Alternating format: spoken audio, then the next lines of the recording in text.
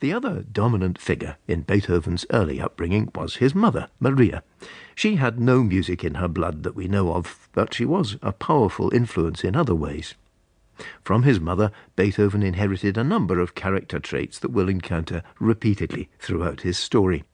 She was a good, kindly, pious woman who set a strong moral line, who knew how to handle a husband who drank and gave her a lot to put up with. She knew how to endure. Maria managed the often precarious family finances and kept the household together, though it seems that house-proud isn't a term that could have been applied to her. She also had a bit of a temper. It must have been a bewildering, fiery kind of household for a child to cope with. Ludwig's father was also an explosive character, with what I guess we'd now call anger management issues. It may be that Johann detected a spark of unusual musicality in his son early on, or perhaps he just decided that his son would be a chip off the old block, a musician like him, who would go on to serve at the court in Bonn just as he and his father before him had done. He began to teach Ludwig what he knew about music at the age of 4 or 5, with a heavy hand beating the music into the little boy, beginning with the keyboard.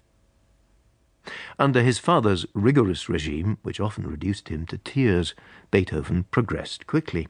By the age of 7, his playing delighted the court, and he made his public debut at that age in a concert organized by his father on the 26th of March, 1778. It wasn't long before he was helping out with official duties at court too. As an 11-year-old, he was already regularly deputizing for the court organist and playing for services in the royal chapel.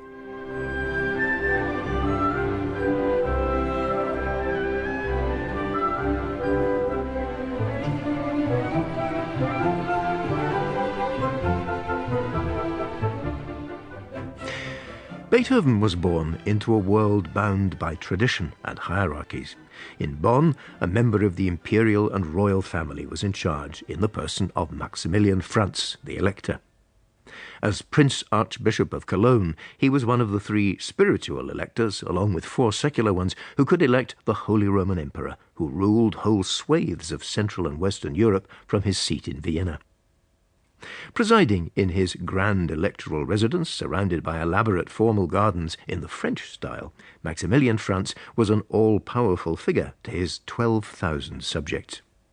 As another Prince-Bishop remarked to his people, "The commanding will of His Majesty is none other than the commanding will of God Himself." In the hierarchy of the court, musicians like Beethoven's father were mere servants, and their pay was low. The Beethovens were housed not in the main palace, but in humble rented lodgings. At the start of 1784, not long after Ludwig's 13th birthday, there was a terrible flood in Bonn when the Rhine overflowed its banks, as it still regularly does. The family was then living in the Rheingasse, which, as the name suggests, was close to the river. Beethoven's mother tried to calm the neighbours and reassure them, but in the end they all had to flee using ladders and boards. The Beethoven clan seems to have moved temporarily to a better area of the city and eventually returned to the house in the Rheingasse. But the family's constant music-making evidently got on the nerves of the neighbours and the landlord, the baker Theodor Fischer, and they were forced to move elsewhere, back to the flat in the Wenzelgasse, where they decamped after the flood.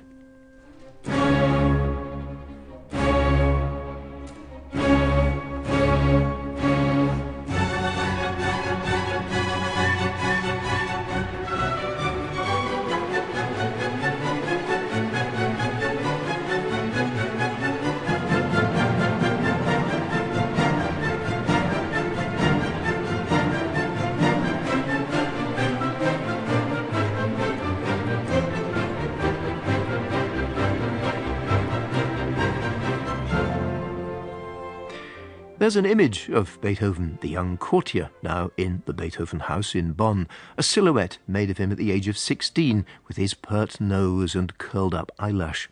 His hair is tied back in a pigtail, and the artist who made the silhouette, a local man by the name of Joseph Neeson, has gone to town on the delicate lace of his shirt front. About the time that image was made, Beethoven was being kept very busy at court, playing keyboard in the chapel and in the theatre, where he played in the court orchestra, probably on viola. Beyond that, we know he was giving